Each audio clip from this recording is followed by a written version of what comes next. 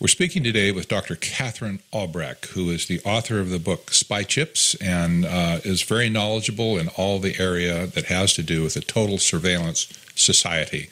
And we're going to be discussing some of these things today. It's kind of an exciting science fiction-like look into what's happening in our country with technology that's being used for surveillance. And we've got several headlines up on technocracy.news under the category of Total Surveillance Society. And it would be great to get Catherine's view on some of these things because she lives this all day long, all the time. And well, one of the headlines we had up, Catherine, and welcome, Catherine, to the program. I really appreciate your spending the time. It's great to be with you. One of the things that we've been talking about is that Vizio, the TV maker, which is very popular. Every time you go into Costco, man, they got these, I think they're up to like 65 inches now or something. It's incredible theater that you can take into your home. But Vizio is making smart TVs now that actually tracks viewers' watching habits. And, of course, the manufacturing companies, the marketing companies are very, very interested in this technology to fine-tune their marketing pitch to people. But it's just been recently revealed that the smart TV is able to actually communicate with your cell phone in the same room. People would never put this together by themselves. But if a tone is issued from a TV that's inaudible to you, that the cell phone can hear, the cell phone can pick up on that tone, and all of a sudden your cell phone is related to your TV. And this gives the marketers incredible intelligence on how to market to you. Is there a threat, do you think, even if it was just limited to marketing, is there a threat with the government getting involved in this kind of technology? Yeah, what's happening now is that I like to use the word smart and warn people against the word smart because smart sounds like a wonderful thing. Oh, intelligent and good, and it's wise and doing smart things. But the word smart, I think the best piece of advice I can give listeners with regard to this word is smart means surveillance. Smart means that the smartness belongs to somebody else with regard to you. It doesn't mean you become smarter. It means that whoever is controlling the other end of that smart device is using it so that they can gain intelligence about you. And, in the same way that intelligence agencies on behalf of the government, like the NSA or the CIA or the FBI or other intelligence agencies, are all about spying on and gaining and gathering intelligence about their targets, these smart devices are really about gathering and gaining intelligence on us. And so anytime you hear the word smart in front of anything, whether it's a smart TV, a smart alarm clock, a smart toaster, a smart washer and dryer, a smart thermostat, you need to immediately have all the have all your hackles go up and be on full alert, because what it means is that particular appliance or device is capable of communicating information about you to third parties. And in the case of smart TVs, they're part of this new move towards the smart home, which is part of the Internet of Things. And I've been warning people about this for over 10 years. In fact, I'm just celebrating the 10th anniversary of our best-selling book, Spy Chips, which gives people the full overview of what's going on with RFID technology, the Internet of Things, the imbuing of things with a form of sentience, with a form of surveillance capacity, so that the very things in your environment that you actually pay good money for and that are supposed to be your servants become your jailers and begin actually watching you.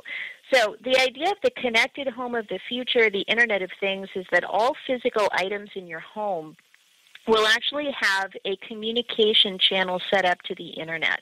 And so everything from your coffee cup to your cutting board to your sink to your refrigerator to your recycling bin will all be communicating information in real time about your activities in your own home. And that information will be going into the hands of all sorts of folks. And the best way to understand this is to take a look at a patent for the smart home of the future taken out by one of the most powerful technology companies on earth, and that's Google. And what Google did in describing, because I love patents because they usually don't get run past the marketing department of companies. They're usually the engineering people, and they don't bother putting on their, oh my gosh, this isn't going to look good to the public hat. They just put on their, we better patent this before somebody else comes up with it hat. And so they reveal really nasty plans in these patents and in very cold, unvarnished reality of what they plan to do. And so in this smart home of the future, Google actually talks about having a home where there is literally no place that you can go inside the home that you will not be surveilled, that you will not be on video surveillance and monitored in some way. And they say that this is really great for a security perspective because then no one can break into your home and hide because there will be no places to hide, that even the end of that hallway or the corner of your basement or any place that you might try to go to get out of range of the surveillance will be watched. Mm-hmm. So when we talk about smart TVs, this is really, I think, one of the very first volleys of putting this stuff into our homes. And I've said for years that it's bad enough that over the last 20, 30 years, we've seen surveillance cameras going up in public spaces. We go into the bank, we go into the store, we go walking down the street, we drive our cars through intersections that are watching us outside of our homes. And then the second wave of that was these devices that we carry, these smartphones. And again, the word smart should tip you off to the fact that they're watching you. So now people are carrying these things around. And there's a whole lot of surveillance of people happening in public spaces and on the Internet. But the one place we've always been safe, the one place we've always had a refuge from this is in our own homes. When we go in a house and we close the door and we draw the blinds, we're in a private space that no one else can observe what we're doing. And I have a doctorate in psychology, human development and psychology from Harvard University. And one of the things that is absolutely essential for just your psychological, mental, and emotional well-being is to have a space where you can just let your hair down. We humans are very social creatures. We're very aware of what other people think about us, and for the most part, that's a good thing when we're interacting with other people. But in order to keep up the amount of effort that requires, we've got to have a place to sort of reset our batteries, to kind of go back to reset our sense of self, and we do that in our home. This is why in your home, if you want to sing at the top of your lungs in the shower, you ought to be able to do that. If you want to mop your kitchen, wearing a Superman cape, it's nobody else's business if you do. There's such a thing as just having a private space. And so what all of these marketers and government officials and other intelligence gathering beings want to do is they're very frustrated that they actually can't get into your home and they can't actually watch what you're doing when you're in your own private space. And we know this from Ed Snowden, a really wonderful book, if people want to get a copy of this book, by Glenn Greenwald, the UK Guardian reporter that first broke the Ed Snowden story. He wrote an absolutely eye-opening, extraordinary book called No Place to Hide. And it talks about people have a little bit of a sense of what Ed Snowden figured out, but when you read this book, you will be page after page just wanting to call up your friends and yell at your spouse and say, look, whoa, oh my gosh, it's worse than I thought. The book is that level of amazing. And in the book, he talks about a pervasive mindset on the part of the NSA that it's kind of like sharks smelling blood. Once if you cut yourself in the water and there are sharks around, they'll go, ooh, that's tasty, I'm going to get the whole thing. And the NSA really has that going on, is that they've tasted a bit of our information and now they want the whole thing. They want to just gobble us up whole. And they're very frustrated by any places that they consider blind spots where they're not able to know everything. And our Constitution, the Fourth Amendment to the Bill of Rights in the Constitution, actually protects us against this if people would actually apply it. And it says that they don't have the right to go rifling around in our personal affairs, but the NSA believes that it does. And so, again, this kind of blind spot of your home is extraordinarily appealing to these intelligence-gathering folks.